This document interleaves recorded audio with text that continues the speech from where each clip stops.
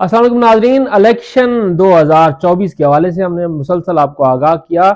एक और अहम तरीन इंकिशाफ हुआ है और ये इंकिशाफ किसी आम शख्स की तरफ से नहीं हुआ, किसी सियासतदान की तरफ से नहीं हुआ, बल्कि रावलपिंडी डिवीजन के कमिश्नर लियाकत चट्ठा की तरफ से ये इंकिशाफ हुआ है। और उन्होंने ये कहा है कि जो उम्मीदवार इस इलेक्शन में जीत रहे थे उनको हमने हराया है ठप्पे मारकर और 50-50 हजार की लीड के साथ उन्हें जितवाया गया है। इसके साथ साथ उन्होंने ये संगीन इल्जाम भी आयद किया है कि इसमें सिर्फ मैं मुलविस नहीं हूं बल्कि इसमें आला तरीन ओहदेदार मुलविस हैं। यानी उन्होंने इशारा किया है चीफ इलेक्शन कमिश्नर की तरफ भी। तो ये बड़ा मामला है कि उन्होंने चीफ इलेक्शन कमिश्नर की तरफ इशारा किया और साथ ये भी कहा कि मैं खुद सोजी करना चाह रहा था, लेकिन फिर ये सोचा कि मैं क्यों हराम की मौत मरूं, मुझे ये चाहिए कि मैं कौम के सामने हकायक रखूं, क्योंकि मेरे बुजुर्गों ने आजादी की जंग लड़ी है और मैं भी इस मुल्क को किसी सूरत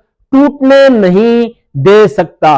मुझे मेरा ज़मीर मुसलसल मुलामत करता रहा है कि क्यों मैं इस मामले पर इसमें मुलविस रहा और क्यों अब इस पर खामोश हूं। तो मैं एतराफ जुर्म कर रहा हूं और चाहता हूं कि मुझे मेरे जुर्म की सजा मिले और मेरे साथ दीगर को भी इस जुर्म की सजा मिले। ये बहुत बड़ी बात है, ये एतराफ जुर्म है, लेकिन पंजाब हुकूमत, निगरान पंजाब हुकूमत के तर्जुमान की तरफ से लियाकत चट्ठा को मखबूतुल हवास शख्स करार दिया गया है और यह कहा गया है कि शायद वो अपने हवास खो बैठे हैं, पहले उनका इलाज होना चाहिए, क्योंकि कोई नॉर्मल शख्स ऐसी बातें नहीं कर सकता। और अगर उनका ज़मीर जागा है तो ये ज़मीर उस रोज क्यों नहीं जागा जिस रोज इलेक्शन मुकम्मल हुए।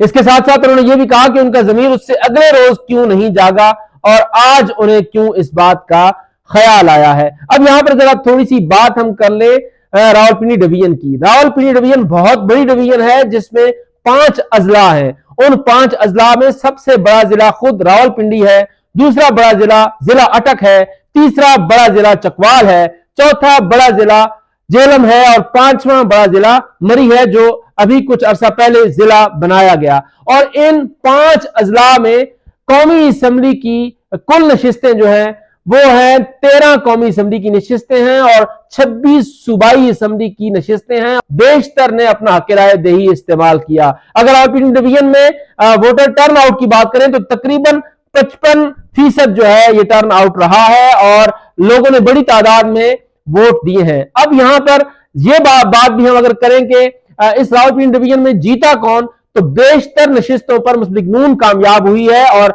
पाकिस्तान तहरीक इंसाफ, पाकिस्तान पीपल्स पार्टी, तहरीक लब्बैक यहां पर जो है वो दूसरे या तीसरे नंबर पर आई हैं और वो इलेक्शन के मामले पर जो है वो शदीद तहफ़्फ़ुज़ात का इजहार कर रही हैं। पाकिस्तान तहरीक इंसाफ ने इन नताइज को तस्लीम नहीं किया है। अगर जिला अटक की बात करें तो उसके 2 हलकों के नताइज इसी बुनियाद पर रुके हुए हैं। तो यह मामला है, इंतहाई अहम तरीन मामला है।